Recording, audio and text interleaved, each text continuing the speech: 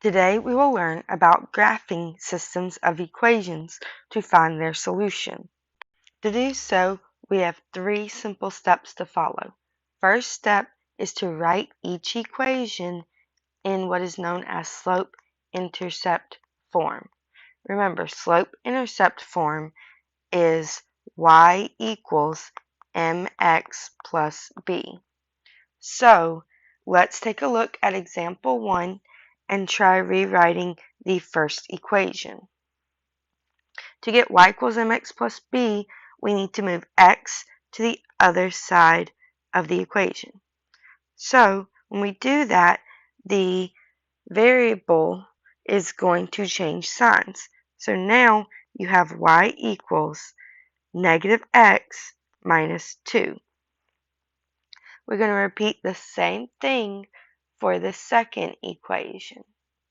So our second equation would be our 2x minus 3y is equal to negative 9.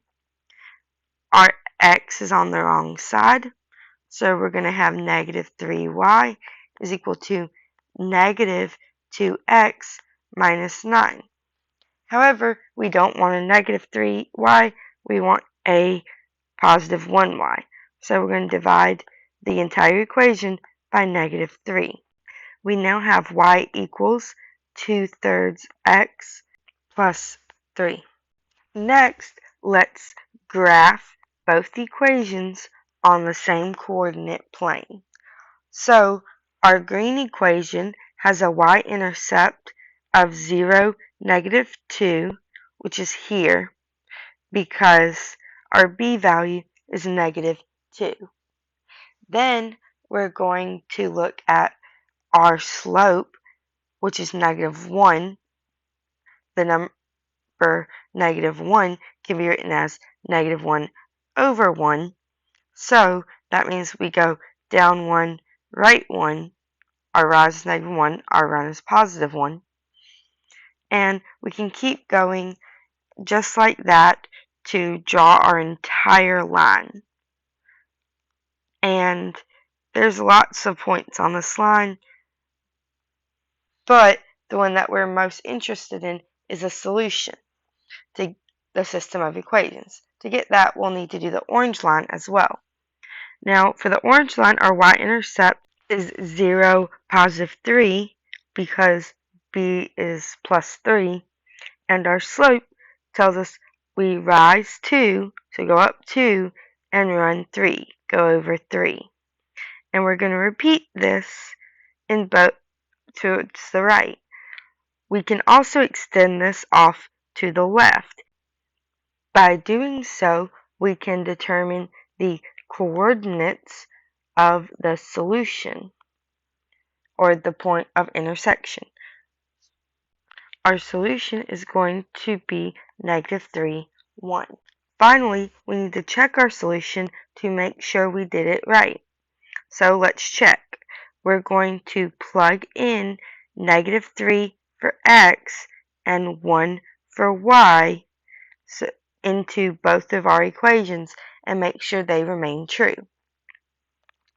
So let's do x is negative 3 plus y is 1 equals negative 2. Negative 3 plus 1 is indeed negative 2, so the first one checks out. Now we're going to try the second equation. 2 times negative 3 minus 3 times 1 is equal to negative 9.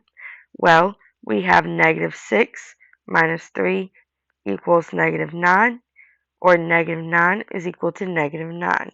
And this is also true because both are true. This is a solution. We know that we have done this correctly. Now, let's go ahead and try example 2. Pause the video and attempt it. When you are done, you can hit play to resume and check your answers. Let's start by rewriting both equations. So the first equation becomes y is equal to negative 3x plus 1. And our second equation becomes y is equal to x minus 3. A b value of 1 tells us we start off at a y-intercept of 0, 1. And our slope of negative 3 tells us we go down 3, right 1. And then repeat this to get our other points. We'll connect our dots and finish up our line. Now let's look at the gray equation, y equals x minus 3. Our y-intercept is at 0 minus 3 because b is negative 3, and our m is 1. So our slope is 1. So from here we're going to go up 1 over 1, and we're just going to keep repeating that to make our line. This is what our second line looks like, and now we just need to find the point of intersection. So this point is at 1, negative 2. That is our solution.